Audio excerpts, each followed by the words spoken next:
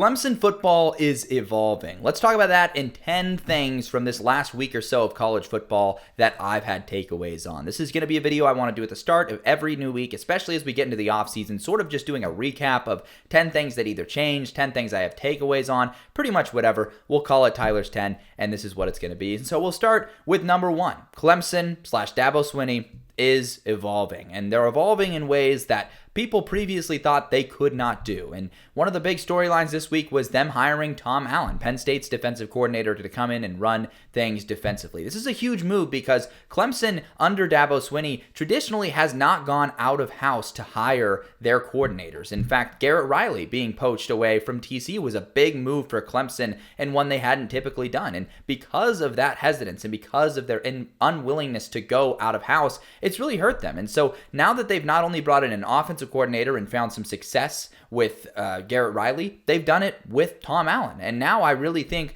Clemson's in a position to contend, and it's also what they're doing in the portal. They've landed three major names out of the portal, and they're really starting to bolster that team in ways that they previously hadn't done. If you want to have some criticisms about Clemson's football program, it was with Dabo not using the portal, and it was with him hiring in-house for his coordinators. They've now flipped on both of those trends, and you look at Clemson football, is there any reason they can't compete for a national title again if they're doing those things? Absolutely not. They're coming off of an ACC title season in what was considered a down year. So Clemson football is evolving. That's a big one to track. At number two, Kenny Dillingham has awakened a sleeping giant in college football. Arizona State has always been a team that people think can thrive in college football. They're in Arizona, which is a recruiting hotbed. They're right next to California, which is a major recruiting place, and they're also pretty close to Texas. They've got pipelines in all the right places and are built to be a team that can succeed. What kind of a college kid doesn't want to go to Arizona, where it's always nice and sunny, and it's a great market? They're right next to Phoenix, where you've got the Suns, you've got the Cardinals nearby, you've got all of this stuff happening near Arizona State that people have really often thought that this team is just the right coach away from being a contender, and I think he's the right coach. And ASU went on a tear last week where they landed three big portal names all in one day. They're returning most of their offensive starters, Cam Scadaboo being the obvious exception there, but they are locked, they are loaded, and they have reloaded and might be favored to repeat as Big 12 champions, which is pretty nuts looking ahead to 2025. Number three, don't get caught moving the goalposts when it comes to head coaches. I've been putting out my coaching grades recently, out on Twitter, out on Shorts, all that stuff, and I've noticed a lot of the responses for people, it involves a lot of recency bias, but also moving the goalposts. For example, Lance Leipold, grading him on what he's done through his 4 seasons at Kansas, I gave him an A+.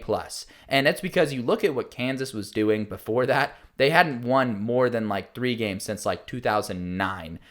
Historically poverty. He comes in, he's completely flipped things. He's flipped the culture. They're competitive now. They're recruiting at a higher level. And yet, because of this last season where they go 5-7, people are saying, he's terrible. He's not a good head coach. Give him a C- or whatever, because they had high expectations this year. But all that is moving the goalpost. If you actually factor in all of the good he's done in totality at Kansas, it's pretty significant stuff. So don't get caught doing that. That's something that has really bothered me when I see people doing it. At number 4, the national title game is going to be on Monday of this next week, and it's on a Monday. And the national title game being on a Monday is lame. I think that's pretty much the overall consensus. Most people agree it being on a Monday is lame. Just like those 2 CFP games being on a Thursday and Friday were pretty lame as well. I really think college football should just continue to play on Saturdays. And if it affects the ratings a little bit, I don't care. I don't care what the ratings look like. I'm a college football fan. I'm going to watch the game regardless of what the ratings look like. I know some people care about the ratings a lot. They're like, it can't interfere with the NFL. All these reasons. I really think college football should just be played on Saturday, and that's just my take and my stance. It should not be played on a Monday, especially when it's the pinnacle of the season, the national title game.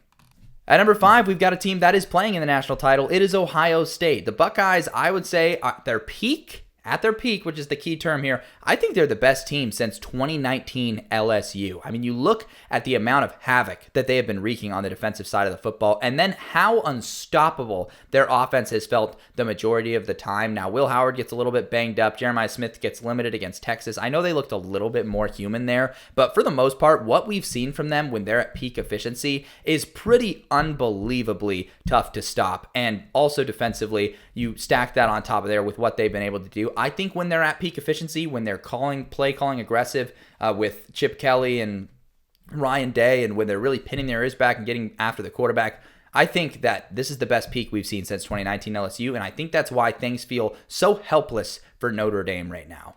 Coming in at number 6, James Franklin is abnormally bad in big games. Now, I've been a James Franklin defender for a long time, and it's because when I look at college football coaches, I understand that not everyone can win a national title every year. Very few coaches do it, and if you can have your team in a position to be in a good spot and to be competitive and to be winning big games every once in a while, that's a really good spot to be in. However, James Franklin has not done that, and he's done it at an abnormally bad rate. Now, he's done a great job rebuilding this program, getting them back in a position to even be talked about in these conversations, but he has a record of 2-15 as an underdog since that 2016 season where he really got Penn State off the ground. 2017 onward, he's 2-15. That is the worst record of any power conference team as an underdog during that span. You've got to win as an underdog every once in a while. You can't just conveniently use the excuse time and time again, well, we weren't favored, well, we weren't favored, well, we weren't favored. All of the great coaches, they find a way to win one where they're not the favorites every once in a while, and they get it done. And you want to talk about guys that have done that? Marcus Freeman's done that. He's 4-3 as an underdog. Kirby Smart, right before he won a national title at Georgia, guess what? He was doing that. He can still do that. And I think that's truly the difference between a really good head coach and a great to elite head coach in college football. At number 7, Georgia should be a little concerned. I got some pushback when I made a video saying that, yeah, Georgia should probably have an eyebrow raised, be a little concerned with the way things have sort of panned out over the last couple of seasons. And I got a lot of Georgia fans laughing at me, saying, we have no need to be concerned at all. And I just don't understand how you could have so much hubris to say that as a Bulldogs fan. Have you seen the signs of regression in their depth? Have you seen the signs of regression in how their team has operated, the signs of deficiency at the skill positions, the signs that Georgia just isn't stacking talent like they used to be able to? You should be concerned if you're a Georgia fan, because this new era of college football does not lend itself to the style of football that you were hoping to employ, the Nick Saban formula to just stack talent and dominate. Things have changed in the NIL and portal era. And then on top of that, if you're Georgia, you're dealing with now uncertainty of your coordinator positions. Do you switch things up? And also the off the field issues, the reckless driving stuff, all of that garbage off the field. It's a reason to be concerned. And if you're Georgia thinking you're just untouchable, look at Clemson. They thought they were untouchable, and now they've been in a rut for a while now, think they might be starting to figure it out. But that's an example right there. Look at what Alabama did after losing Nick Saban in just one season. I know you still have Kirby Smart, and as long as you have him, you're probably going to be in the picture, but there's levels to this stuff. So a concern for Georgia is different than a concern for a Kansas. Georgia should be concerned that they haven't been firmly in the picture as favorites for the last couple of seasons. At number 8, Iowa gets the trendy new quarterback, Mark Gronowski from South Dakota State, and a lot of people reaching out to me saying, does this change things? No, this will not change Iowa's offense. He might add some layers to Iowa's offense, just like Caleb Johnson was able to do this last season, making big plays, every once in a while, just injecting some life into them. And we know Gronowski is a dual threat guy. He can definitely add something on the ground. He can make the passes they ask him to make. But as long as Kirk Ferentz is there, it doesn't matter who's that offensive coordinator. It doesn't matter what's happening. It's going to be the Iowa offense. It's going to be complementary. It's going to not set the world on fire, no matter who they have at quarterback. It's not like they're just going to transform everything and completely change the complexity of the offense, which is what some people seem to be implying is about to happen.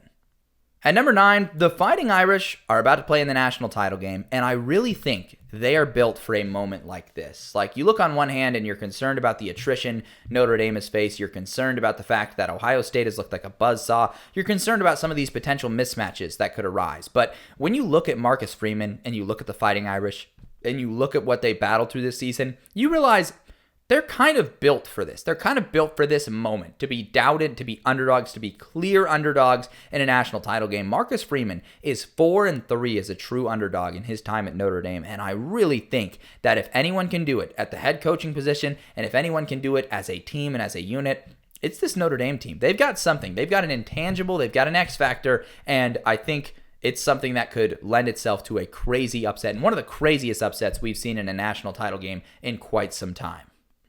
And finally, to round things out at number 10, bowl season had a really fantastic year. Bowl season's all wrapped up. We're now in the national title game. But you look at what happened, especially in the non-college football playoff bowls, there were some pleasantly surprising games. And I ranked the 10 best bowl games, the 10 worst bowl games, and I had trouble filling out the 10 worst list. And there were some games near the bottom of that list that actually weren't that bad of games. And so it was a really deep bowl season with a lot of exciting results, a lot of overtimes, and obviously the Pop-Tart shenanigans is fun too. So there was a lot of intriguing stuff that happened, and I really hope that we can continue to get these coaches and players just a little bit more invested in bowl season so we can up the stakes, continue to have just a fun bowl season where the players care and we get really good games out of it. Because when that happens, it's like a whole extra couple of weeks of college football. It's pretty glorious to watch. And they just moved the transfer portal window, I saw, or put another limitation on it. I'm not going to go in the nitty-gritty details in this video, but that did happen. Hoping that's going to help make some change and hope that helps bring back bowl season. But that's it, 1 through 10 and Tyler's 10. Let me know down in the comments, which of these takeaways do you agree with? Which of these ones do you have questions about? All of that great stuff. If you're new here, hi, welcome. Feel free to like, feel free to subscribe. If you're not subscribed already, a lot of you probably aren't, but you think you are, and I will talk to you guys later this week.